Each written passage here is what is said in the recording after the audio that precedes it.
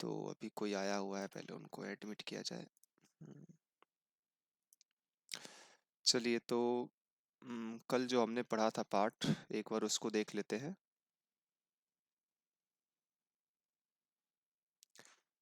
कल हमने लगभग 15वीं कारिका से पढ़ा था ना। तो देखिए, सबसे पहली जो हमने पढ़ा था 15वीं कारिका में, तो इसमें हमने क्या पढ़ा था? इसमें हमने सबसे पहले जो मूल प्रकृति है ना, जिसको हम लोग अव्यक्त अथवा प्रधान कहते हैं, तो उसी की सिद्धि के लिए इसमें 5 प्रकार के हेतुओं को हमने देखा था कि भेदानाम परिमाणात, अर्थात ये 23 प्रकार के जो ये भेद है ना, तो इनकी हमें एक निश्चित संख्या दिखाई देती है, इनका एक निश्चित परिमाण दिखाई देता है। तो इससे सिद्ध होता है कि ये सभी कहीं ना कहीं से निकले हुए हैं। तो किससे निकले हुए हैं? मूल प्रकृति से।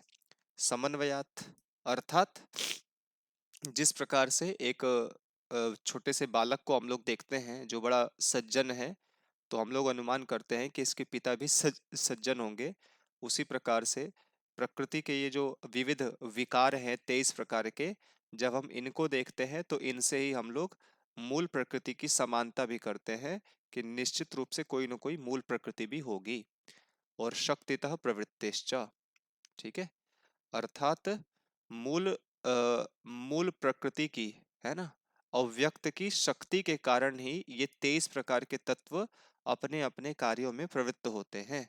ठीक है, ये 23 प्रकार के तत्व, इनका नामो निशान नहीं होता अगर इनको मूल प्रकृति से इनको शक्ति ना मिलती, इनको ऊर्जा ना मिलती। तो जो भी अपनी अपनी शक्तियों के कारण से अपनी अपनी प्रवृत्तियों को कर रहे हैं ना, तो इन सभी के पीछे मूल कारण क्या है? प्रकृति है।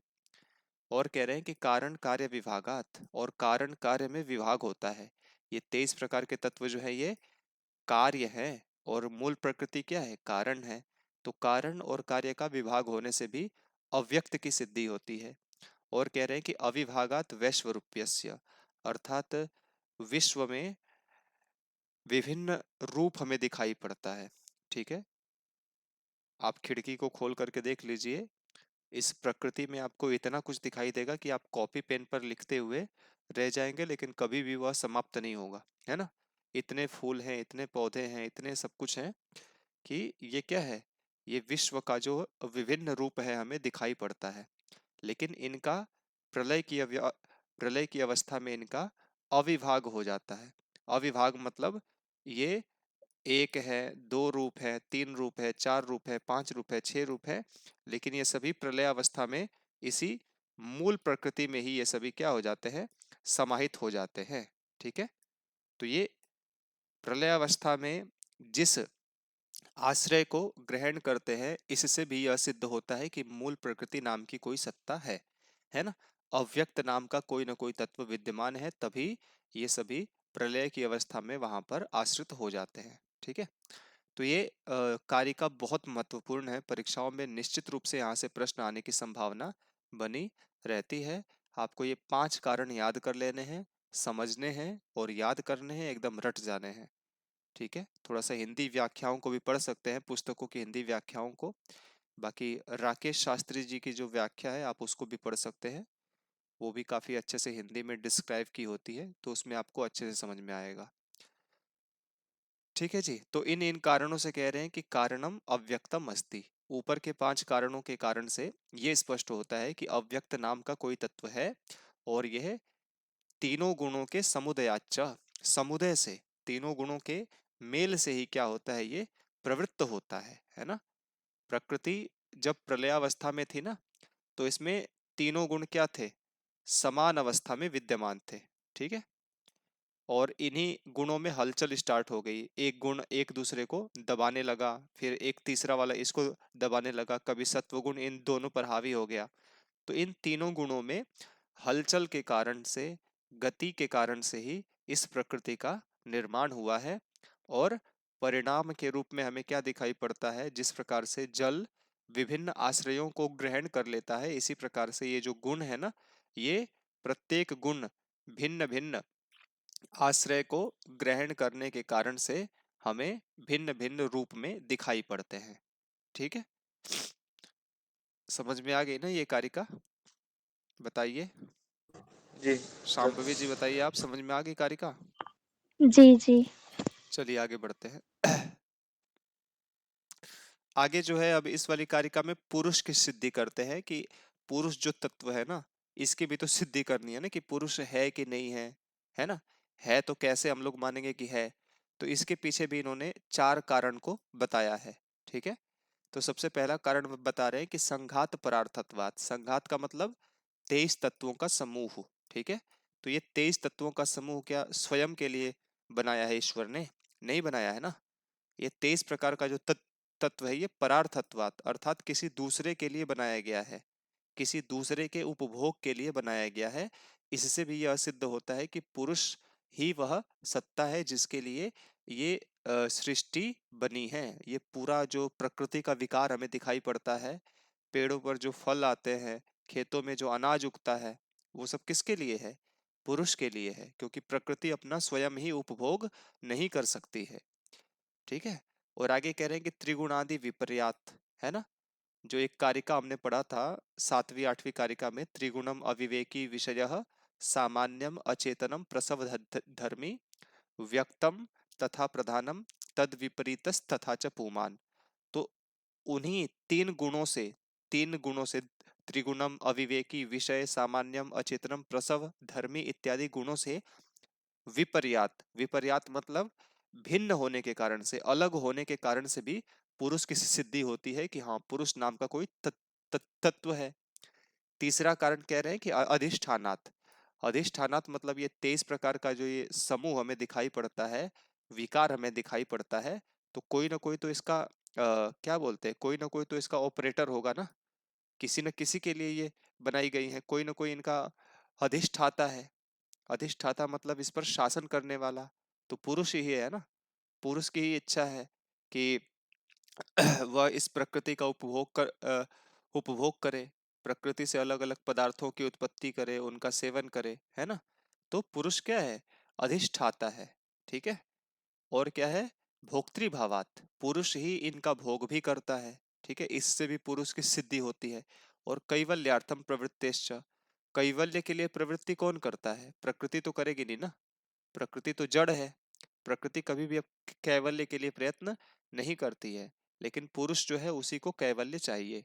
तो कैवल्य की के लिए प्रवृत्ति होने के कारण से भी पुरुष की सिद्धि होती है, सिद्ध है ना। पुरुषः अस्ति, इन 5 कारणों से सिद्ध होता है कि पुरुष की सत्ता है। आगे बढ़ते हैं। आगे इसी प्रकार से कह रहे हैं कि पुरुष एक नहीं है ना। आप भी एक जीवात्मा हो, मैं भी एक जीवात्मा हूँ। इस कक्षा में जो भी विद्यार्थी हैं सभी के सभी जीवात्मा हैं। हमारे माता पिता के अंदर भी जीवात्मा है ना। हमारे मित्रों के अंदर, या जो हमारे दादाजी थे, परदादाजी थे, जिनका देहांत हो गया, उनके अंदर भी जीवात्मा थी। जिन पशु पक्षियों को आप देखते हैं इनके अंदर भी जीवात्मा होती है ना। तो इसी प्रकार से कह रहे हैं कि पुरुष एक नहीं है, अभी तो पुरुष का बहुत्व है, पुरुष बहुत सारे हैं। क्यों बहुत सारे हैं? क्योंकि प्रतिनियमात अर्थात सबके लिए क्या है ना, सभी पुरुषों के लिए जनन अर्थात सभी के लिए जन्म का नियम अलग है, मरण अर्थात मृत्यु का समय अलग होता है, और करण अर्थात सभी की इंद्रियां अलग अलग विषयों में प्रवृत्त होती हैं, है ना। तो इसी को कह रहे हैं कि प्रतिनियमात अर्थात सभी के लिए ये अलग अलग है। और ये अयुगपत प्रवृत्तिश्च, अयुगपत मतलब एक साथ किसी एक विषय में सभी प्रवृत्त नहीं होते हैं, है ना।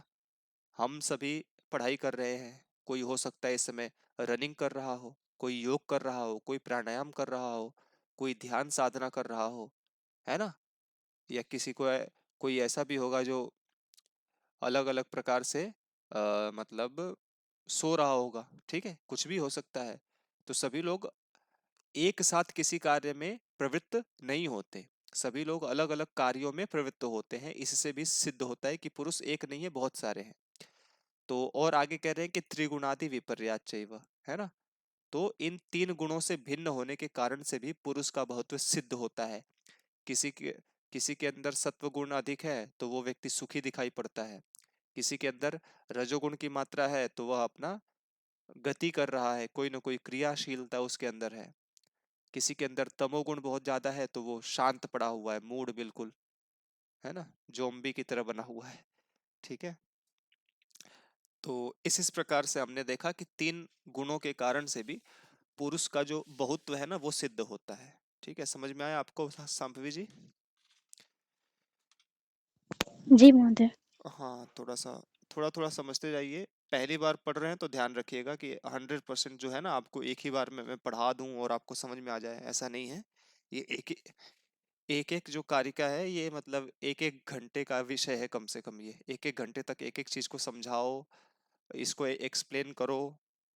तो हमें उतना नहीं पढ़ना है, मैंने कहा ना हम लोग नेट के हिसाब से पढ़ रहे हैं, तो हमें थोड़ा थोड़ा पढ़ना है बस, ऊपर ऊपर से। आगे बढ़ते हैं क्योंकि हमें बहुत सारा पढ़ना है। अभी दर्शनों में लगभग 10 पुस्तकें कम से कम हमें पढ़नी है। तो सोच समझ के हमें अपना समय लगाना है ताकि सिलेबस पूरा हो जाए।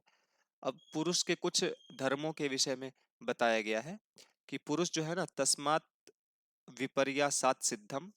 तो उन तीनों गुणों से ना ये भिन्न होने के कारण से ये जो पुरुष है ना ये क्या है, केवल साक्षी है, केवल देखता रहता है ना। गुण किसके धर्म है? गुण है शरीर के धर्म है ना। जब जीवात्मा को शरीर मिलता है तभी इसमें गुण एक्टिव होते हैं। ठीक है, उससे पहले इसमें गुण एक्टिव नहीं होते हैं। तो इन गुणों से भिन्न है ना जो पुरुष की जो आत्मा है। ये जो आत्मा है ये तो गुणों से भिन्न है। ठीक है, और ये जो नीचे इसको शरीर मिलता है इसी के अंदर क्या है, गुण विद्यमान है। तो आत्मा जो है ये गुणों से भिन्न होने के कारण से साक्षी कहलाता है ना। साक्षी है मतलब ये देखता रहता है, ये कुछ करता नहीं है कि ये आपको आए उसका हाथ पैर है कि आपको पकड़ के रोक ले, ऐसा कुछ नहीं है। आपको जो करना है वो करो, बस वो देख रहा है आपको। और कैवल्यम मतलब आत्मा का लक्षण क्या है, उसको आत्मा को कैवल्य चाहिए। और माध्यस्थम मतलब मध्यस्थ बना हुआ है। कुछ भी हो रहा हो, शरीर कुछ भी कर रहा है लेकिन ये आत्मा उसको कुछ नहीं कर सकता है। आत्मा बस उसको देख रहा है, मध्यस्थ है, तटस्थ है। ठीक है, दृष्टित्व मतलब दृष्टा है। ठीक है, अकर्तृभावश्च मतलब क्या है, अकर्ता है। कार्य कौन कर रहा है? शरीर के अंदर जो गुण विद्यमान है ना, गुण वही कार्य कर रहे हैं। किसी के अंदर सत्व गुण है तो वो अच्छा काम कर रहा है, रजोगुण है तो वो कोई और गतिविधि कर रहा है, तमोगुण है तो फिर वो अलग अलग प्रकार से निद्रा तंद्रा इत्यादि से युक्त है। तो ये कुछ कुछ इसके लक्षण बताए हैं कि पुरुष साक्षी है, कि कैवल्य को प्राप्त करना चाहता है, मध्यस्थ है, दृष्टा है और अकर्ता है। आगे बढ़ते हैं। तो 20 नंबर की कारिका में कह रहे हैं कि ये जो गुण है ना, गुण ही करता है, गुण ही क्रिया करते हैं। लेकिन हमें ऐसा लगता है कि पुरुष कर रहा है। ऐसा नहीं है, पुरुष कुछ नहीं करता है अपितु गुण करता है। तो इसके लिए कह रहे हैं कि तस्मात् तत्संयोगात, है ना। तस्मात् मतलब इसी कारण से, तत्, तत् का मतलब तत् का मतलब होता है पुरुष के संयोग से, है ना। पुरुष के संयोग से ये जो अचेतनम अर्थात ये जो अचेतन, चेतनता से रहित जो महत अहंकार आदि जो ये 23 प्रकार का ये जो संघात है ना, ये क्या है, अचेतन है। फिर भी ये चेतन पुरुष के संयोग के कारण से चेतनात् एव लिंगम अर्थात चेतन की तरह हमें प्रतीत होते हैं। ठीक है, और आगे क्या कह रहे हैं कि गुण कर्तृत्वे अपि यथा, अर्थात कर्ता तो केवल गुण है, गुण ही गति को करते हैं, कोई भी क्रिया को करते हैं। लेकिन कर्ता इव भवति उदासीन, लेकिन जो उदासीन पुरुष है, तटस्थ जो पुरुष है, वो भी कर्ता की तरह ही हमें प्रतीत होता है। ठीक है, और इसके लिए भी हमने एक एग्जाम्पल देखा था। जैसे हम लोग बस में जा रहे हैं, तो बस में हम लोग जाते हैं तो क्या होता है, ऐसा तो है नहीं कि हम लोग जा रहे हैं, हम लोग चल रहे हैं, बस चल रही है ना। लेकिन फिर भी बस के की गति करने से हमारे अंदर भी गति महसूस होती है कि हम जा रहे हैं। कोई ऐसा नहीं कहता कि बस चल रही है, ट्रेन जा रही है, एरोप्लेन जा रहा है, ऐसा नहीं है, हम जा रहे हैं ऐसा बोलते हैं। ठीक है, इसी प्रकार से जो कार्य करने वाला है वो क्या है, गुण है। कोई जो कार्य करने वाला है वो क्या है, इस प्रकृति में भी जो भी आपको गतिविधि दिखाई पड़ रही है ना, फूल खिल रहा है, फसल उग रही है, पेड़ पर फल आ रहे हैं, ये सब का कारण जो है ना ये तीन गुण हैं। यही गुणों के कारण से इस प्रकृति में गति हो रही है, कोई ना कोई क्रिया हो रही है। लेकिन हमें ऐसा लगता है कि ये मूल प्रकृति ही खुद से अपना सारा काम कर रही है, तो ऐसा नहीं है। मूल प्रकृति कुछ नहीं करती है, अपितु गुण उसके करता है। पुरुष कुछ नहीं करता है, अपितु पुरुष के अंदर जो शरीर का जो धर्म है, अलग अलग गुणों से जो युक्त शरीर है, उन गुणों के कारण से पुरुष अपना कार्य करता है। किसी के अंदर सत्व गुण अधिक है तो वह ध्यान साधना का काम करता है, रजोगुण अधिक है तो वह अपना व्यवसाय इत्यादि अन्य कार्यों को करता है, तमोगुण ज्यादा है तो फिर वह तामसिक कार्यों को करता है ना। आगे भी इसी प्रकार से कह रहे हैं कि पुरुष और प्रकृति का आपस में संयोग किस लिए होता है ना। सृष्टि की उत्पत्ति कैसे होती है, तो कहते हैं कि पुरुषस्य संयोगः, पुरुष का जो मूल प्रकृति के साथ में संयोग है ना, वो किस लिए होता है, प्रधानस्य दर्शनार्थम, ताकि ये जो मूल प्रकृति है ना ये अस्तित्व में आ सके। क्योंकि मूल प्रकृति कहाँ है अब तक, प्रलयावस्था में है। प्रलयावस्था में क्या होता है, एकदम हर तरफ अंधकार, घोर अंधकार है ना, और उसमें कोई चेतनता नहीं, कोई अस्तित्व नहीं, कोई तत्व वहां पर हमें दिखाई नहीं पड़ता है। ठीक है, तो जब पुरुष का पुरुष का संयोग मूल प्रकृति से होता है तो फिर मूल प्रकृति क्या होती है, प्रकटित हो जाती है, मूल प्रकृति का दर्शन हो जाता है। और जो ये प्रधान का जो संयोग है, मूल प्रकृति का जो संयोग है पुरुष के साथ में, पुरुष के साथ में जो मूल प्रकृति का संयोग होता है, इससे क्या फायदा होता है, तो पुरुष को कैवल्य की प्राप्ति होती है। अब बताइए, पुरुष को मोक्ष चाहिए तो ऐसा तो है ही नहीं ना कि जो आत्मा, जिसका कोई आकार नहीं है, जिसका कोई स्वरूप नहीं है, वो आत्मा खुद से ही मोक्ष को प्राप्त कर ले, ऐसा तो नहीं है ना। तो ईश्वर का विधान है कि जो आत्मा है उसको क्या करते हैं, वो शरीर से युक्त करते हैं, है ना। आत्मा को शरीर प्रदान करेंगे, शरीर के माध्यम से उसको कर्मेंद्रियां, ज्ञानेंद्रियां मिलेंगी, उनसे वो क्या करेगा, अच्छे अच्छे कर्मों को करता है ना। कर्मों को करने के बाद फिर जब उसका पुण्य कर्म बहुत अधिक हो जाता है, बहुत ज्यादा हो जाता है, तब जाकर के उसको मोक्ष की प्राप्ति होती है। और ये शरीर के द्वारा कर्मों को कैसे करेगा, कोई ना कोई तो उसको आधार चाहिए ना। आपकी माताजी आपके लिए भोजन कब बनाएंगी, जब आप उसको खाना खाओगे, है ना। या आप खाना तभी खाओगे ना जब माताजी आपके लिए भोजन बनाएंगी, है कि नहीं। आप विद्यालय में तभी जाओगे ना जब शिक्षक आपको पढ़ाएगा। और शिक्षक भी है, आप पढ़ने के लिए जा भी रहे हो, लेकिन विद्यालय का कम से कम एक स्थान तो होना चाहिए ना। अगर विद्यालय ही ना हो तो आप कैसे पढ़ोगे। तो ईश्वर भी है और पुरुष भी है, जीवात्मा भी है, उसको शरीर की प्राप्ति भी हो गई, लेकिन वो रहेगा कहाँ पर, उसको कोई ना कोई तो आश्रय चाहिए, घर चाहिए ना।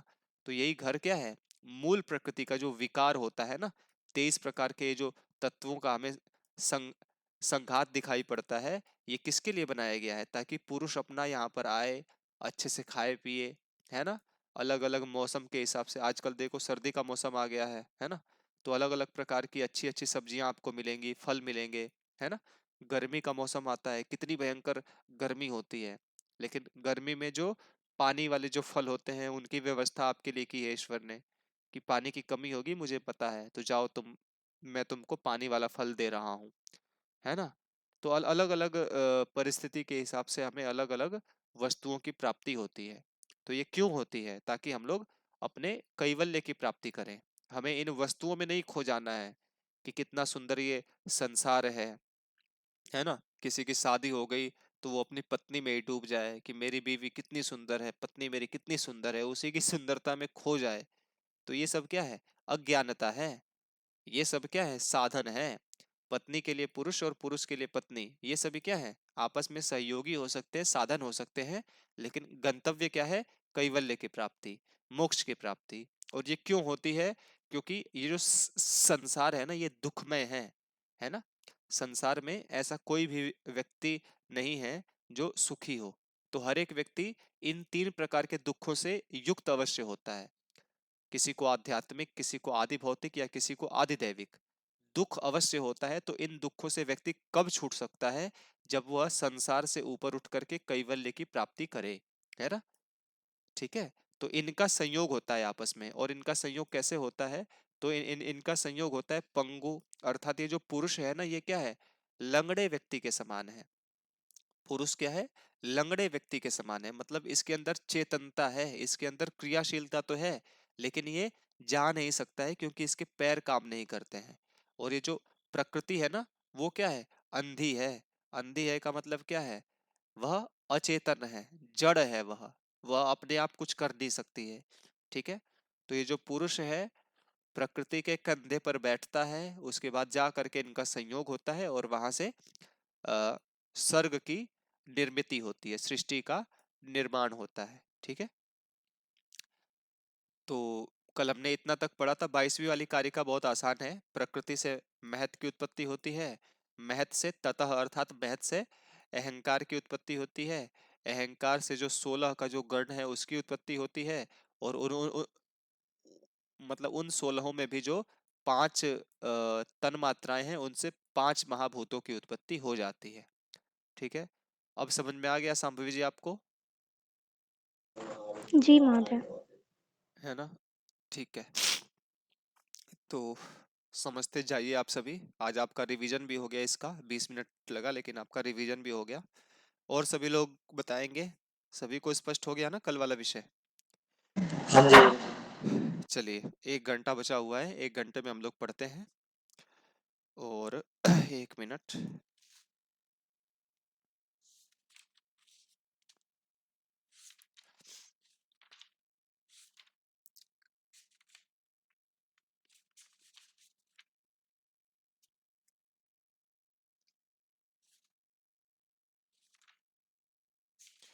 एक मिनट, थोड़ा सा रुकेंगे आप सभी।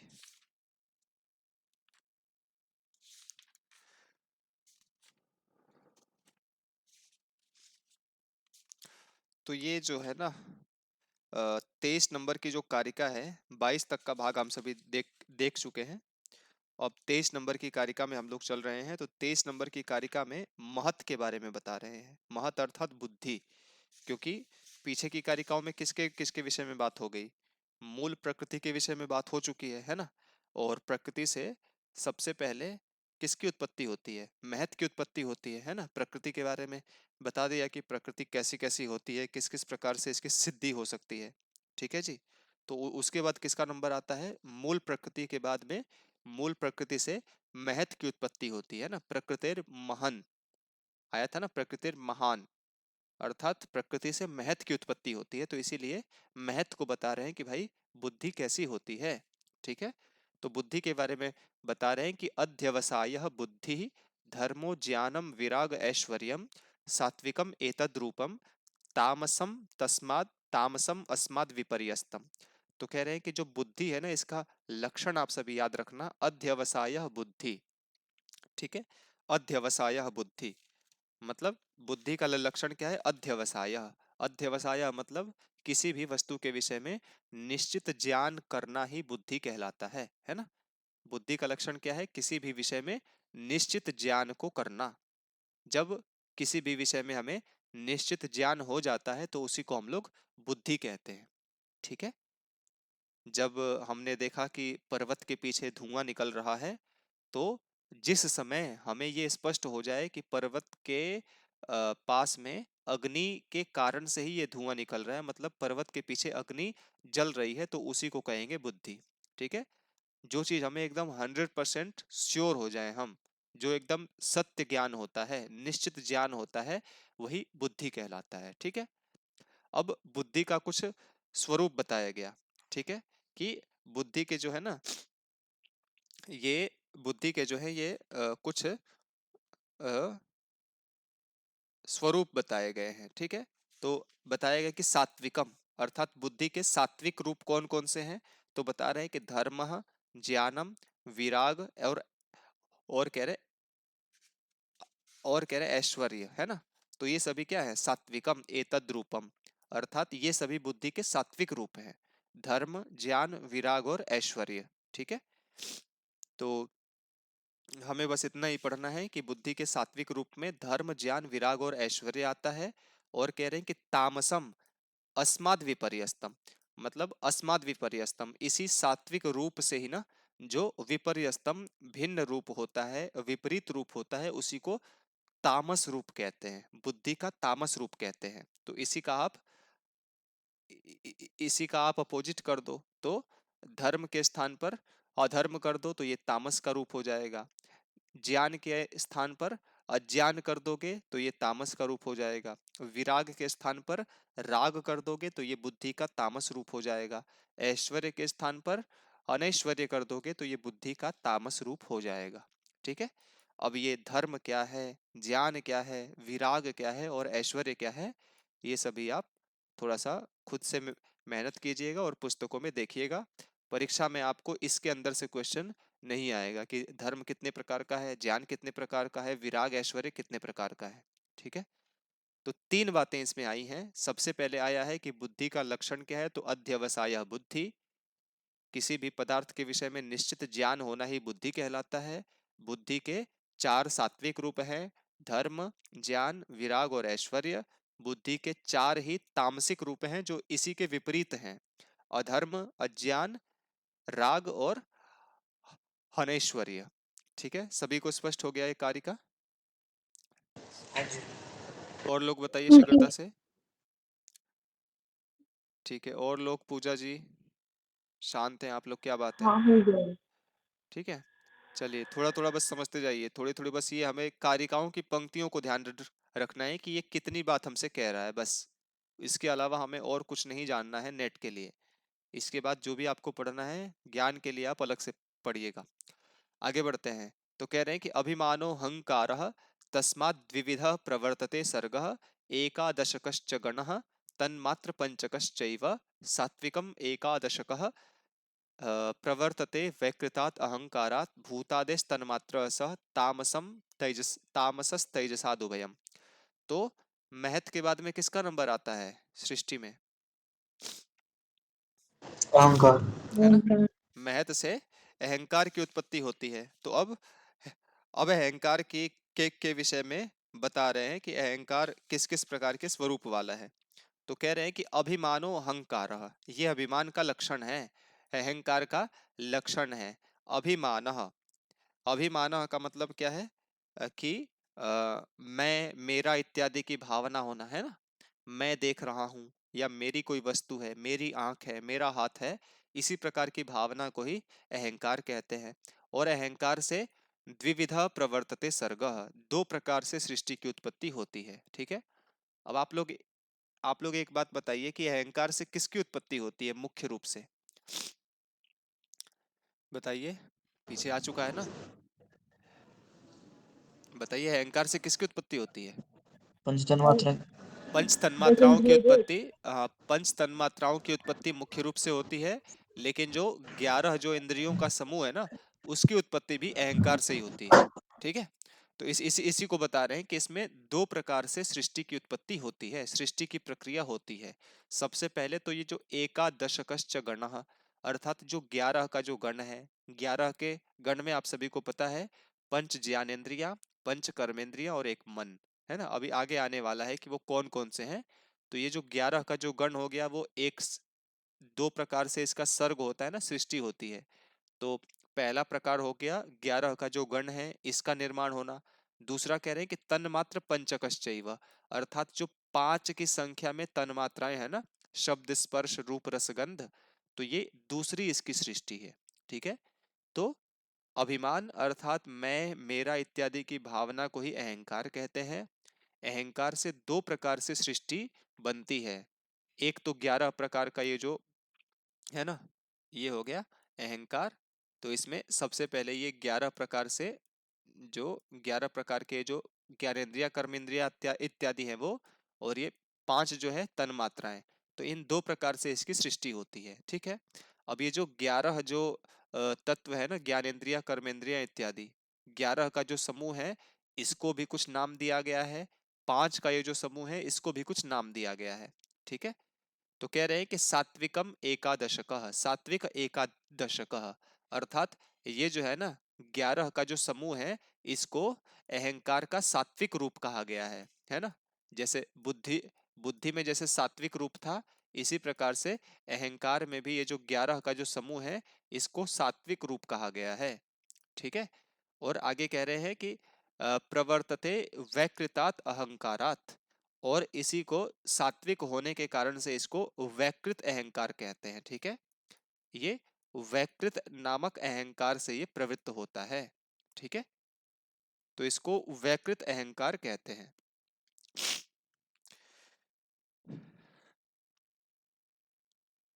एक मिनट। ठीक है, तो इस प्रकार से आप सभी समझेंगे, ये जो 11 का समूह है इसको सात्विक अहंकार कहते हैं, और सत्व गुण की प्रधानता वाला जो अहंकार का रूप होता है ना, उसको वैकृत नाम से पुकारा जाता है। ठीक है, तो सात्विक को ही वैकृत अहंकार कहते हैं, आप सभी को इतना याद रखना है इस क्रम में। दूसरा कह रहे हैं कि भूतादेह तन्मात्रा सह, अर्थात जो तन 5 तन्मात्राओं वाला जो अहंकार था ना, इसको क्या कहते हैं, तो इसको भूतादि अहंकार कहते हैं। ठीक है, इसको भूतादि अहंकार कहते हैं हम लोग, है ना। इसको क्या कहते हैं, वैकृत अहंकार। 11 के समूह को वैकृत अहंकार, और 5 जो तन्मात्राओं वाला जो इसका विभाजन था, इसको हम लोग भूतादि अहंकार कहते हैं। और इसमें क्या होता है, स तामसः, अर्थात इसमें तमोगुण का प्राधान्य होता है। ये जो है ना अहंकार का तामस रूप होता है, इसमें तमोगुण की प्रधानता होती है। समझ गए। और आगे कह रहे हैं अंतिम में कि तेजसात उभया, तेजसात उभयम, अर्थात जो रजोगुण वाला जो रूप है ना, बुद्धि के अंदर रजोगुण को हमें नहीं बताया गया, लेकिन ये जो अहंकार है इसके अंदर बता रहे हैं कि ये जो तेजसात अर्थात जो रजोगुण है ना, ये दोनों में पाया जाता है। ये सात्विक के अंदर भी विद्यमान होता है, और तामसिक के अंदर भी विद्यमान होता है। ठीक है, तो खिचड़ी तो पक चुकी है बहुत बड़ी, इसी को हमें समझना है। बातें बहुत सिंपल कह रहे हैं, लेकिन इसको बहुत ध्यान से समझना है, सब परीक्षाओं में आने वाले प्रश्न यहाँ से बनते हैं। ठीक है जी, सबसे पहले बताइए कि अहंकार से कितने प्रकार की सृष्टि होती है। 2 प्रकार की। 2 प्रकार की सृष्टि होती है। पहली सृष्टि में कितने तत्व आते हैं और कौन कौन से आते हैं। 11 तत्व, 11 5 तत्व। कर्मेंद्रिय, हाँ, है ना। 5 5। ज्ञानेंद्रिय और 1 वेरी गुड।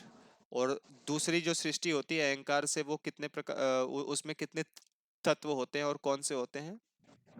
पंच तन्मात्राएं, शब्द स्पर्श रूप रसगंध। है ना, शब्द स्पर्श रूप रसगंध। अब जो 11 जो हमारे ज्ञानेंद्रियां कर्मेंद्रियां इत्यादि का जो समूह था, वह अहंकार का कौन सा रूप है, सात्विक है या तामसिक है या राजसिक है। सात्विक। सात्विक, सात्विक अहंकार है, और सात्विक अहंकार को क्या कहा जाता है, वैकृत अहंकार। वैकृत अहंकार। और जो 5 तन्मात्राओं वाला जो समूह था, वो अहंकार का कौन सा रूप है, तामसिक रूप, तामसिक रूप है। इसीलिए इसको क्या कहते हैं, भूतादि अहंकार। भूत आदि अहंकार कहते हैं। और जो अ, तेजस शब्द है, इसका मतलब क्या है, रजोगुण। तेजस रजोगुण, का मतलब रजोगुण, राजसिक अहंकार। ये कहाँ पर होता है, 11 के समूह में होता है या 5 के समूह में होता है। दोनों के समूह में होता है। दोनों में विद्यमान होता है। कभी ये सात्विक के साथ में मिल करके कार्य करता है, कभी तामसिक के साथ में मिल करके काम करता है। ठीक है, सभी को समझ में आ गया, स्पष्ट है। आगे बढ़े। जी गुरुजी। हाँ ठीक है, आगे बढ़ते हैं हम लोग। अब आगे देखिए, आगे वाला प्रकरण बड़ा आसान है। इसमें जो ये ऊपर बताया ना 11 का जो समूह आया अहंकार के अंतर्गत, तो अब उसी को एक्सप्लेन कर रहे हैं कि अहंकार में जो ये 11 आती है ना, पंच ज्ञानेंद्रियां, पंच कर्मेंद्रियां और मन, उसी के विषय में बता रहे हैं।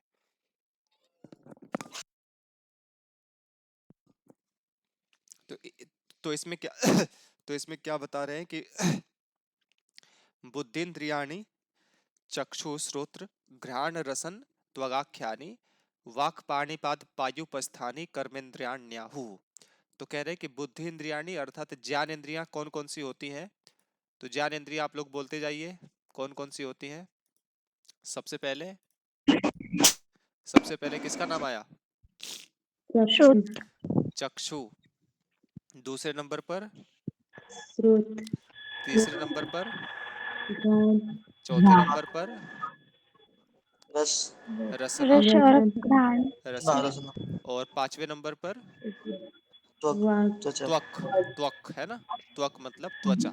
ठीक है। तो ये सभी क्या है, ज्ञानेंद्रियां है, ये सभी आपको पता है। और बताइए, नीचे बताया गया है कर्मेंद्रियों के विषय में, तो सबसे पहले कौन सी कर्मेंद्रिय आई है? वाक। वाक। दूसरे नंबर पर पानी। पा, पानी का मतलब क्या होता है? हाथ। हाथ। हाथ। तीसरे नंबर पर पाद। पाद। पाद, पाद का मतलब पैर, ठीक है। और पैर। पायु चौथे नंबर पर कौन सी कर्मेंद्रिय आई है? पायु। पायु। पायु। पांचवें नंबर पर कौन सी कर्मेंद्रिय आई है? उपस्थ। उपस्थ, उपस्थ। ठीक है। तो इस प्रकार से ये 5 ज्ञानेंद्रियां हैं और 5 कर्मेंद्रियां हैं, ठीक है। चक्षु का मतलब आंख, श्रोत्र का मतलब कर्ण, घ्राण का मतलब नासिका, रसना का मतलब जिह्वा, त्वक मतलब त्वचा, वाक मतलब वाणी, अ, वाक मतलब मुख वाला जो भाग होता है उसको कहते हैं वाक, ठीक है। मुख वाणी वाला ही होगा, वाक मतलब वाणी। पाणी का मतलब हाथ, पाद का मतलब पैर, पायु का मतलब मलद्वार, और उपस्थ का मतलब जननेंद्रिय। तो तो इन सभी को हम लोग क्या कहते हैं? इन सभी को हम लोग कर्मेंद्रियां कहते हैं, ठीक है जी। तो इस प्रकार से आप सभी को याद रखना है। अब इसी प्रकार से जो 11वें नंबर पर जो मन आता है ना, उसके विषय में बता रहे हैं कि उभयात्मकत्र मनः संकल्पमिंद्रियम च साधर्म्यात् गुण परिणाम विशेषात् नानात्वम बाह्य भेदाश्च।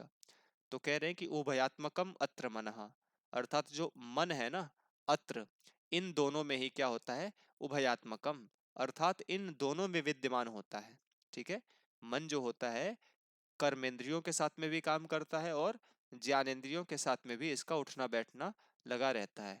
और मन कैसा होता है? संकल्पम इंद्रियम, अर्थात मन जो होता है वह संकल्प विकल्पात्मक वाला होता है। मन संकल्प करता है अथवा विकल्प करता है ना, साधर्म्यात्, अर्थात इन्हीं के साथ में रहते हुए, दोनों के साथ में इसका समान धर्म वाला मन जो है ना, मन की इन दोनों से ही बनती है ना।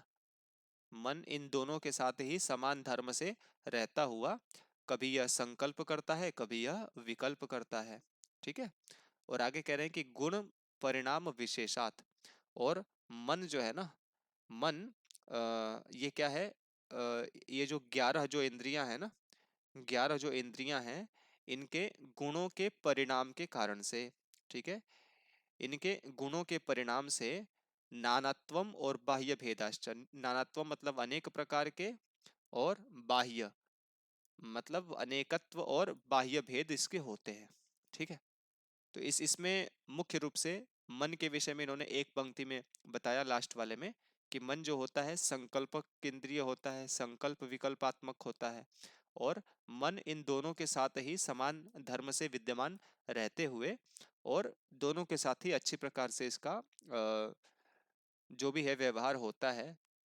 और ये जो 11 इंद्रियां हो गई ना कुल मिला के, तो इनके गुणों का जो परिणाम है, इनके जितने गुण हैं उनके अनुसार इनका जो भेद है ना, ये क्या है? अनेकत्व और बाह्य, इन दो प्रकार से इसका भेद हो जाता है, ठीक है। इन 11 इंद्रियों के अनेक प्रकार के भेद और बाह्य भेद हो जाते हैं, ठीक है।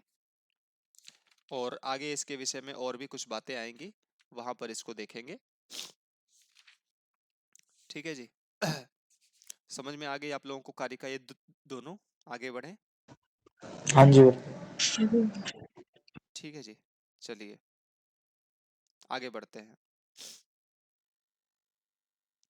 आगे इसमें कह रहे हैं कि इंद्रियों की वृत्तियां, तो मतलब ये मतलब इंद्रियों का कार्य क्या क्या होता है, इसको बता रहे हैं। रूपादेशु पंचानाम आलोचन मात्र इष्यते वृत्ति, वचनादान विहरणोत्सर्ग आनंदाश्च पंचानाम।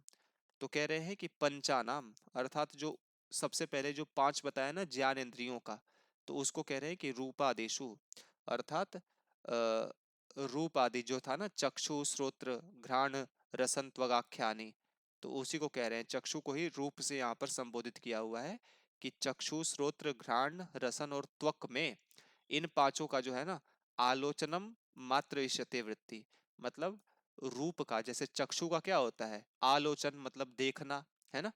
तो इसी प्रकार से इनकी वृत्ति होती है, इनका गुण होता है, इनका स्वरूप होता है, ठीक है। तो चक्षु का क्या हो गया?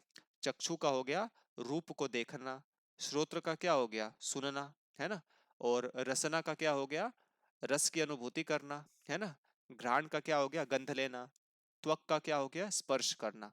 ठीक है, तो इन सब के विषय में न बताते हुए बस इन्होंने एक के विषय में बताया है कि उन पांचों में जो पांच ज्ञानेंद्रिय है ना, उसमें जो ये चक्षु होता है तो उसका जिस प्रकार से आलोचनम अर्थात देखना उसकी वृत्ति होती है, इसी प्रकार से आपको श्रोत्र, त्वक, रसना और घ्राण का भी विषय ग्रहण कर लेना है। ठीक है, आप सभी को पता है ना, आंख से हम लोग देखते हैं, कान से हम लोग सुनते हैं, रसना से रस की अनुभूति करते हैं, जीभ से हम लोग स्वाद लेते हैं ना, घ्राण से सूंघते हैं, और त्वचा से स्पर्श इत्यादि करते हैं। ठीक है, तो ये पांच जो ज्ञान इंद्रियां थी उनके विषयों को बताया। अब नीचे जो है पांच जो कर्म इंद्रियां हैं अब उनके विषय में बता रहे हैं। तो सबसे पहले क्या आया था, वाक आया था। वाक मतलब, तो वाक का क्या है, वृत्ति, वाक की वृत्ति है वचन अर्थात कुछ बोलना। ठीक है, दूसरा आया था पाणी, पाणी मतलब था हाथ, तो हाथ का है आदान, आदान का मतलब क्या हो गया, लेना, है ना, वचनादान, वचन जमा आदान, आदान मतलब ग्रहण करना, कुछ लेना।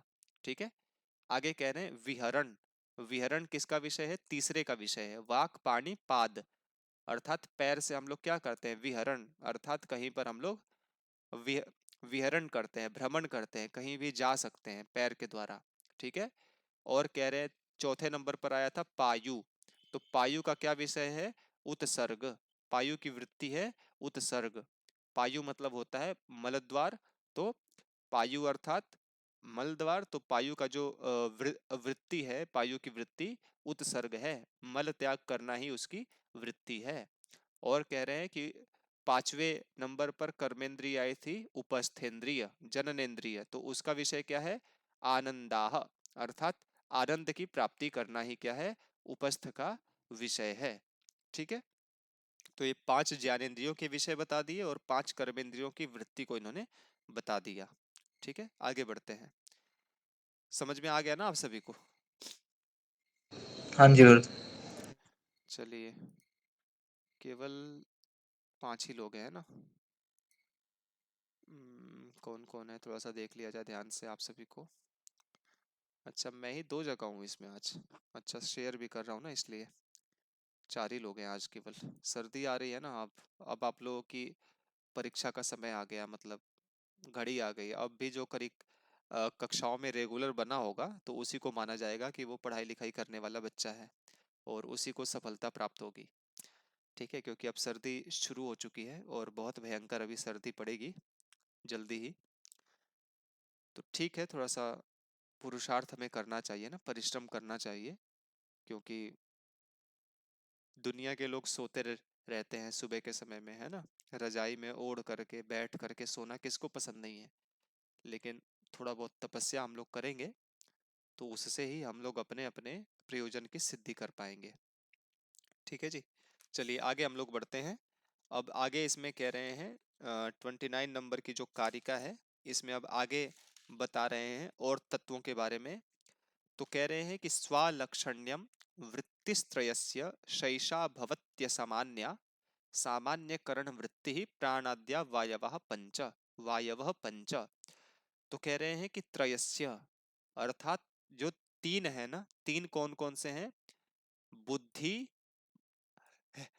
अहंकार और मन, है ना, त्रयस्य वृत्ति ही, है ना, इन तीनों की जो वृत्ति है ना, इन तीनों का जो स्वरूप है, ये क्या है, स्वालक्षण्यम अपने अपने लक्षणों वाला ही है, अपने अपने लक्षणों वाला ही इनका स्वरूप है। ठीक है, जैसे बुद्धि का क्या लक्षण था, अध्यवसाय बुद्धि, अर्थात निश्चित ज्ञान को करना ही बुद्धि कहलाता है। तो जो बुद्धि का लक्षण है ना, स्वालक्षण्यम अर्थात जो उसका लक्षण है वही क्या हो जाएगा, बुद्धि की वृत्ति हो जाएगी। ठीक है, बुद्धि की वृत्ति हो जाएगी। और आ, आ, आ, आ, आगे कह रहे हैं कि अहंकार का जो लक्षण है वो उसकी वृत्ति हो जाएगा। जैसे अहंकार के लिए आया था ना, अभिमानो हंकारः, अभिमान का क्या है, मतलब अभिमान को करना ही अहंकार कहलाता है। तो जो इसका लक्षण है वही इसकी वृत्ति हो जाएगी। मन का क्या था? संकल्पम इंद्रियम, है ना, संकल्प विकल्पात्मक स्थिति को करना। तो मन का लक्षण ही मन की वृत्ति हो जाएगी। तो इन तीनों की वृत्ति उनके लक्षणों में ही कह दी गई है, बताई गई है, ठीक है। और ये जो वृत्तियां है ना, सा एषा भवती असामान्य, अर्थात इनकी जो वृत्ति है ना, ये क्या है? असामान्य है। असामान्य मतलब जो बुद्धि की वृत्ति है, निश्चय को करने वाली, निश्चित ज्ञान को प्राप्त करने वाली, ये अहंकार या मन की वृत्ति कभी भी नहीं हो सकती, ठीक है। और जो अहंकार की जो वृत्ति है, अभिमान को करना, मैं मेरा इत्यादि के भाव को प्रकट करना, ये बुद्धि का अथवा मन का कभी भी लक्षण नहीं हो सकता। और जो मन का लक्षण है वो कभी भी इन दोनों का विषय नहीं हो सकता। इसी को कहते हैं असामान्य। असामान्य का मतलब क्या हो गया? अग्नि के अंदर ही अग्नि की वृत्ति है जलाने का, अग्नि ही केवल जला सकती है और कोई भी तत्व हमें जला नहीं सकता। तो उसी को कहते हैं जिसका लक्षण केवल एक में ही घटित हो और किसी में घटित न हो, ठीक है। तो बुद्धि का जो लक्षण है वो क्या है? असामान्य है, क्योंकि ये केवल बुद्धि में ही विद्यमान है। अहंकार का भी लक्षण क्या है? अहंकार की वृत्ति भी असामान्य है, क्योंकि ये केवल अहंकार की ही वृत्ति है। मन की भी जो वृत्ति है वो केवल मन में ही विद्यमान है और किसी में भी विद्यमान नहीं है, ठीक है। और कह रहे हैं कि कुछ ऐसे भी साधन हैं जिसकी वृत्ति सामान्य होती है, सामान्य करण वृत्ति ही। अर्थात कुछ ऐसे करण है ना, साधन है जिनकी वृत्ति सामान्य है, ठीक है। किसकी किसकी है? तो कह रहे हैं कि प्राणाद्या वायवः पंच, है ना, जो प्राण अपान व्यान समान समान उदान इत्यादि जो ये है ना प्राण होते हैं, पंच प्राणों का नाम आता है, प्राण अपान व्यान समान उदान।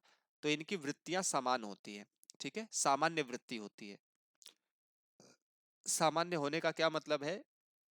जैसे प्राण इत्यादि के विषय में थोड़ा सा आपको बताना होगा। तो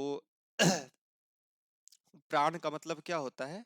प्राण का मतलब होता है कि अ, जो नासिका के अग्रभाग में और हृदय, नाभि और पैर के अंगूठे में ये रहता है ना। तो ये सामान्य सामान्य हुआ ना, इसकी वृत्ति सामान्य हो गई इसकी वृत्ति, क्योंकि ये एक भाग में नहीं है। नासिका में भी है, हृदय में भी है, पैर के अंगूठे के भाग में भी है ना। तो इसीलिए प्राण की वृत्ति सामान्य हो गई। दूसरा आता है अपान। अपान का मतलब ये होता है कि जो भी हमारे शरीर में ये जो है ना अ, अपान जो होता है, ये नीचे की तरफ हमारे प्राण को संचरित करता है, नीचे की तरफ इसको धकेलता है, ठीक है। तो ये भी जो होता है अनेक स्थानों पर ये विद्यमान होता है, ठीक है। जैसे सबसे पहले तो जो मल द्वार में है वहां पर विद्यमान होता है, पीठ में विद्यमान होता है, जननेंद्रिय में भी विद्यमान होता है, पैर में भी विद्यमान होता है, ठीक है। तो ये सामान्य वृत्ति कही जाएगी ना, क्योंकि अलग अलग स्थानों पर विद्यमान है। तीसरा आता है समान, ठीक है, प्राण अपान समान। तो समान का मतलब क्या होता है कि हमारे शरीर के प्रत्येक अंग में समान रूप से प्राण की स्थिति बनी रहती है, हाथों में भी, पैरों में भी, है ना। अगर किसी के हाथ में वृद्धि हो रही है, किसी छोटे से बालक के हाथ में अगर वृद्धि हो रही है, वह बड़ा हो रहा है, तो ऐसा नहीं है कि उसका केवल एक ही हाथ बढ़ता है, उसके दोनों हाथ बढ़ते हैं, उसके दोनों पैर बढ़ते हैं, उसके शरीर का प्रत्येक हिस्सा वृद्धि को प्राप्त होता है। तो इसी को कहते हैं कि ये सामान्य वृत्ति है। समान की भी सामान्य वृत्ति कहलाएगी। उदान किसे कहते हैं? उदान कहते हैं कि वायु का ऊपर की तरफ प्रवाहित होना, ठीक है।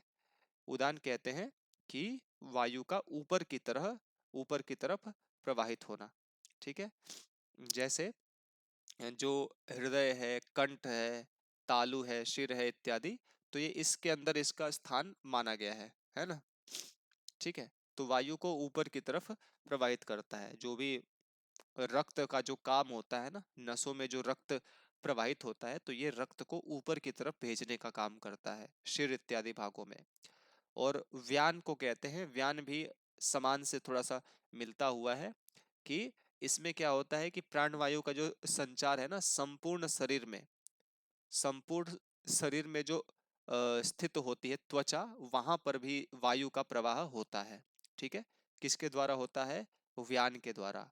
तो ये क्या है? अलग अलग स्थानों पर ये कार्य कर रही हैं, ये प्राणों की वृत्तियां, इसीलिए ये सामान्य वृत्ति कहे जाते हैं। ठीक है, समझ गए?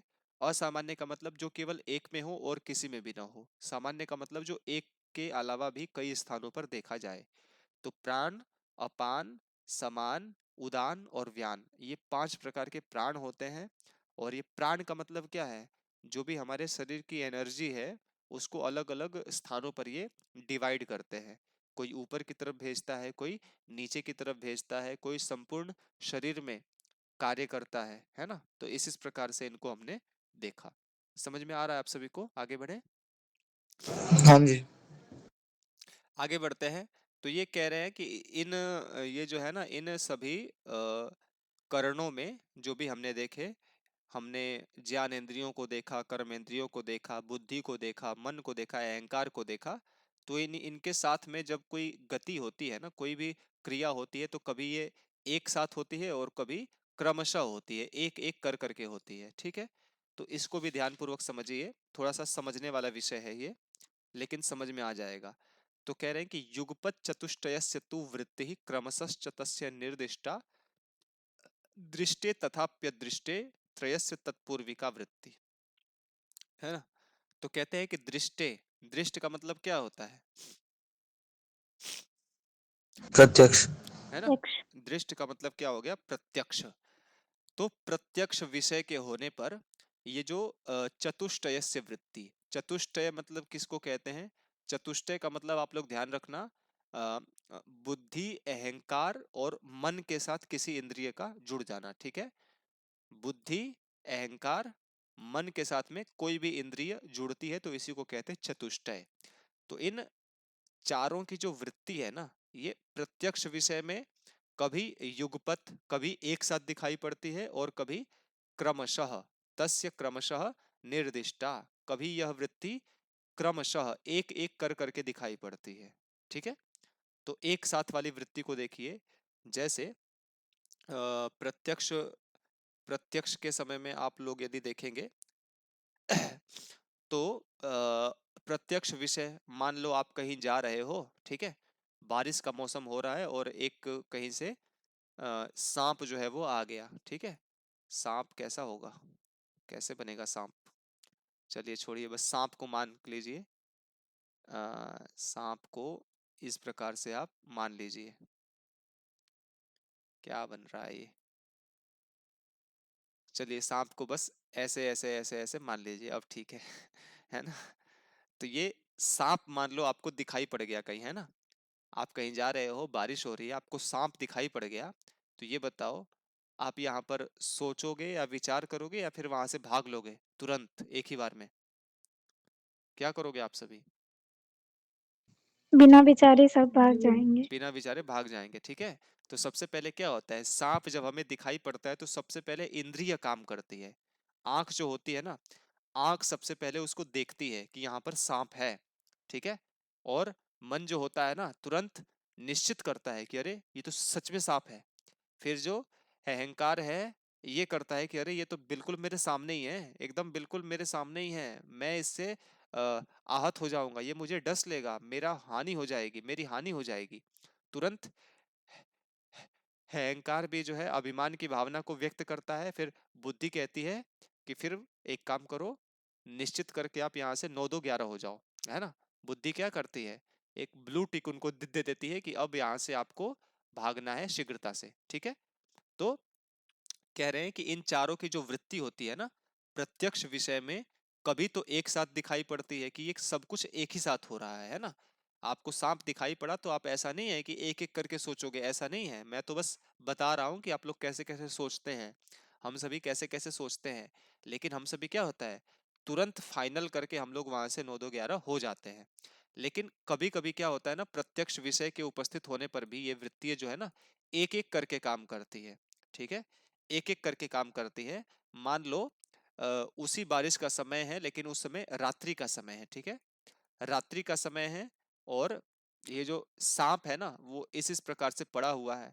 ठीक है, तो रात्रि का अगर समय होगा तो हम लोग क्या करेंगे, सांप को देख करके सबसे पहले इंद्रिय काम करेगी कि ये जो मैं एक ये जो आकृति को देख रहा हूँ, सांप के समान जो ये आकृति को देख रहा हूँ, ये सांप ही है या फिर रस्सी है ना। सबसे पहले इंद्रिय सोचती है ना कि जो मैं, नहीं, सबसे पहले ये देखता है। जो भी इंद्रिय का काम क्या है, आंख जो है वो सबसे पहले इसको देखेगी। फिर आएगा मन का नंबर। मन क्या करेगा, मन सोचेगा, संकल्प विकल्प करेगा कि ये सांप है या फिर रस्सी है। क्योंकि सांप भी ना बड़ा दुष्ट होता है, कभी कभी बस ऐसे ही पड़ा रह रहेगा कहीं भी, है ना। ऐसे ही पड़ा रहेगा, पता ही नहीं चलता कि वो जिंदा है, मर गया, क्या है। रस्सी भी ऐसे ही, रस्सी तो जड़ है, तो वो इसी प्रकार से बस दिखती है हमें। ठीक है। तो ये सांप भी बड़ा हमारे साथ गेम खेलने लगता है। एक बार मैं कहीं जा रहा था, तो मतलब वहां पे जाते हुए ना थोड़ा सा जंगल का एरिया आता है, 100-200 मीटर का, और बहुत भयंकर वहां पे पेड़ पौधे हैं। तो मैं जा रहा था फोन पर बात करते हुए, अचानक मेरे आगे सांप दिख गया बहुत बड़ा, और जो रास्ते में ऐसे ही पड़ा हुआ है, बस रिलैक्स कर रहा था जो। तो मतलब अचानक मेरे सामने आ गया और मेरा पैर उसके ऊपर पड़ने ही वाला था। तो मैंने अपना पैर जो है तुरंत उसके आगे किया और तुरंत वहां से मैं भाग गया। ठीक है। क्योंकि मैं वहां पर अगर विचार करूंगा ना तो वो मुझे खा जाएगा।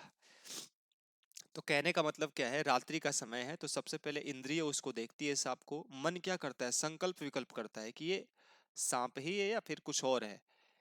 जो अहंकार है ना, ये थोड़ा सा फाइनल करता है और आगे बढ़ करके बोलता है कि नहीं, ये मतलब थोड़ा सा हिल रहा है, डुल रहा है, और तो मुझे ऐसा लगता है कि ये सांप होगा। फिर बुद्धि क्या करती है, फाइनल करती है कि भाई ये सांप ही है। उसके बाद व्यक्ति भागता है ना। तो ये भी क्या था, प्रत्यक्ष ही था ना। ये वाला सांप भी क्या है, प्रत्यक्ष अवस्था में ही है। लेकिन ये जो चारों जो इंद्रियां हैं ना, बुद्धि, अहंकार, मन इत्यादि, और जो इंद्रिय है, ये चारों क्रमशः अर्थात एक एक करके इसके ऊपर विचार कर रही हैं। ठीक है।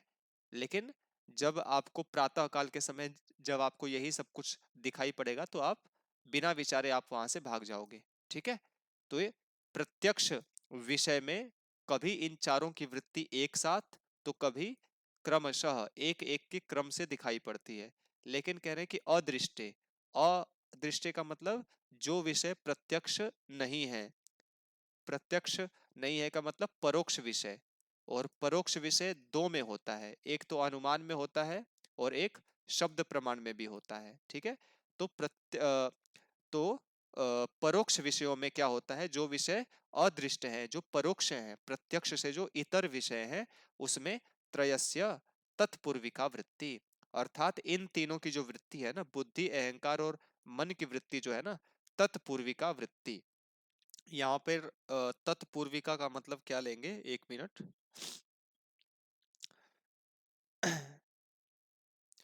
तत्पूर्विका का मतलब यहाँ पर दो अर्थ मिलता है अलग अलग पुस्तकों में।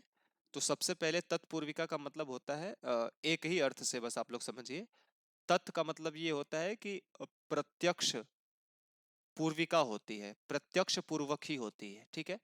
और ऐसे समझ में आएगा नहीं, फिर से एग्जाम्पल को लेते हैं, फिर आपको समझ में आएगा। ठीक है। जैसे जैसे इसमें क्या है, आपने किसी पर्वत के पीछे आपने धुआं देखा। ठीक है। आपने किसी पर्वत के पीछे धुएं को देखा। ठीक है। तो सबसे पहले इसमें क्या कह रहे हैं कि आप ध्यान रखना, जो भी अदृष्ट विषय होंगे, परोक्ष विषय में केवल ये तीन काम करेंगे, बुद्धि, अहंकार और मन। यहाँ पर जो इंद्रिय वाला कॉन्सेप्ट था ना, ये कट हो जाता है। लेकिन इसमें बता रहे हैं कि कि अदृष्ट विषय में भी सबसे पहले जो है ना, ये जो प्रत्यक्ष होता है वो हमें इंद्रियों से ही होता है। ठीक है। पर्वत में जो हमने धुआं देखा, ठीक है, पर्वत मान लो यहाँ से 1 किलोमीटर दूर है। ठीक है। और वहां हमें धुआं दिखाई दे रहा है। तो क्या हम 1 किलोमीटर दूर के विषय का अपने आंख से ग्रहण कर पाएंगे? नहीं कर पाएंगे ना। ठीक है। अथवा मान लो कि आ, आज से 1 सप्ताह, 2 सप्ताह, या फिर 10-20 साल पहले की बात हो कोई। ठीक है। 10-20 साल पहले की बात है। तो क्या हम लोग आज की वर्तमान इंद्रिय से उस विषय को देख सकते हैं? नहीं देख सकते हैं। उसको सुन भी नहीं सकते हैं ना उसको देख सकते हैं। तो वो विषय हमारी इंद्रियों से हट जाता है। इसीलिए यहाँ पर क्या होता है, हम अपने इंद्रियों को सबसे पहले यहाँ से बाहर निकालते हैं। तो यहाँ पर ये केवल तीन काम करते हैं, मन, अहंकार और बुद्धि। और ये तीनों भी कैसे करते हैं, ये कह रहे हैं कि तत्पूर्विका, अर्थात आपने अगर पहले ये जो धुआं हो रहा है ना किसी पर्वत के पीछे, पर्वत जो होता है कैसे बनता है, ऐसे ऐसे ही होता है पर्वत, ठीक है। तो पर्वत के पीछे जो ये धुआं हो रहा है, धुआं जो हो रहा है ना, आप आप इस पर संकल्प विकल्प, फिर अहंकार जो है वो थोड़ा सा और निश्चित करेगा, फिर बुद्धि उसको निश्चित करेगी कि निश्चित रूप से यहाँ भी अग्नि है। आप ये सब कंक्लूजन तभी निकाल पाएंगे जब आपने कभी ना कभी, कभी ना कभी आपने अग्नि एवं धूम का प्रत्यक्ष किया होगा, है ना। आपने अगर कभी देखा ही नहीं कि अग्नि जलती है और अग्नि के जलने से ही धुआं उत्पन्न होता है, तो बताइए क्या आप सभी कभी भी इसका प्रत्यक्ष कर पाएंगे कि यहाँ पर इस प्रकार की स्थिति हो सकती है? नहीं कर पाएंगे ना। तो सबसे पहले क्या होता है, ध्यान रखना कि अदृष्ट विषय में केवल ये तीन वृत्तियां काम करती हैं। मन काम करेगा, अहंकार काम करेगा और बुद्धि काम करेगी। लेकिन ये तीनों भी तभी काम करेंगे जब इन्होंने पहले कभी अग्नि एवं धूम का प्रत्यक्ष किया होगा। तो इसी चीज को यहाँ पर कह रहे हैं कि अदृष्ट विषय में, जो विषय परोक्ष है, इसमें ये तीन वृत्तियां प्रत्यक्ष, अर्थात जो भी विषय इंद्रियों के द्वारा प्रत्यक्ष हो चुके हैं उन पर ही ये अपने कार्यों को करती है। अगर आपने किसी विषय का प्रत्यक्ष किया ही नहीं है तो फिर आप उसको कभी भी, आप उसके ऊपर मन से संकल्प विकल्प नहीं कर सकते। आप कभी भी उस पर अहंकार की भावना नहीं कर सकते कि वो क्या है क्या नहीं है। बुद्धि कभी भी उसका निश्चित नहीं कर सकती, ठीक है। जैसे मान लो अ, जैसे मान लो आपने प्रधानमंत्री जी को कभी देखा ही ना हो, है ना। प्रधानमंत्री जी को आपने कभी देखा ही ना हो और आपको कोई कह दे कि ये जो सामने वाले व्यक्ति है ना, ऐसे करके तो ये बड़े स्पेशल हैं, ऐसे ऐसे, है ना। तो बताइए आपने अगर उनको कभी देखा ही नहीं है तो क्या आपका कुछ मतलब उनके प्रति कुछ थिंकिंग होगा, कुछ विचार होगा?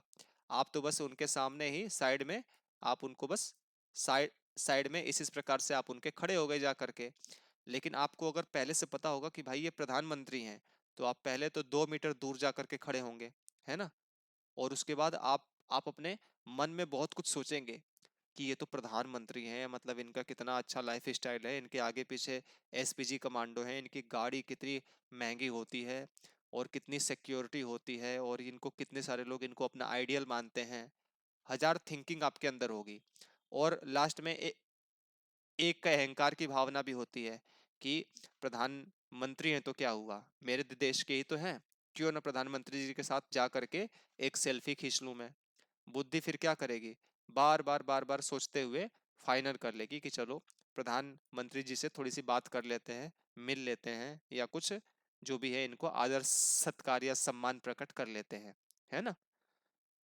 तो समझ में आ गया, ये जो चारों की जो वृत्तियां हैं ये प्रत्यक्ष विषय में कभी युगपत होती है और कभी क्रमशः होती है। लेकिन अदृष्ट विषय में, जो विषय प्रत्यक्ष नहीं है, उसमें केवल तीन तीन की वृत्तियां काम करती हैं। और ये भी अगर आपने प्रत्यक्ष कभी किया होगा विषय का, तभी ये तीन वृत्तियां अपना अपना काम कर पाएंगी। अगर आपने उस विषय का कभी प्रत्यक्ष ही नहीं किया है तो फिर आप कभी भी ज्ञान नहीं प्राप्त कर सकते हैं।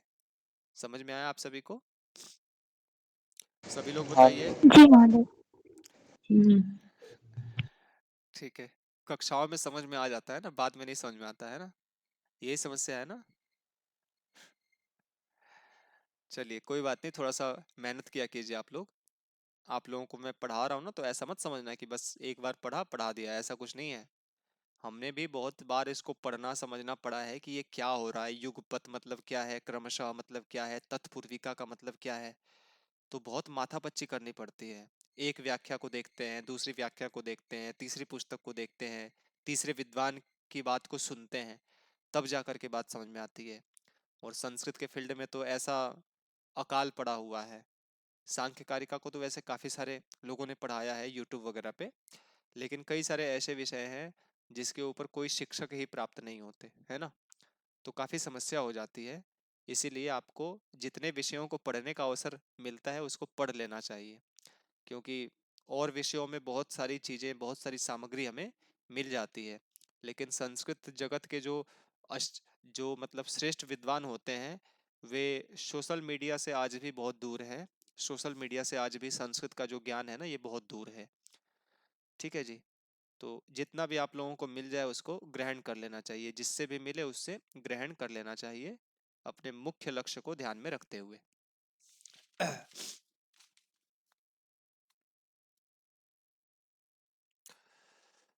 चलिए, आज काफी हो गया है ना, आप लोग भी रिलैक्स कीजिए और अपने कार्यों को कीजिए। ठीक है, सोइएगा मत, पढ़ाई कीजिएगा।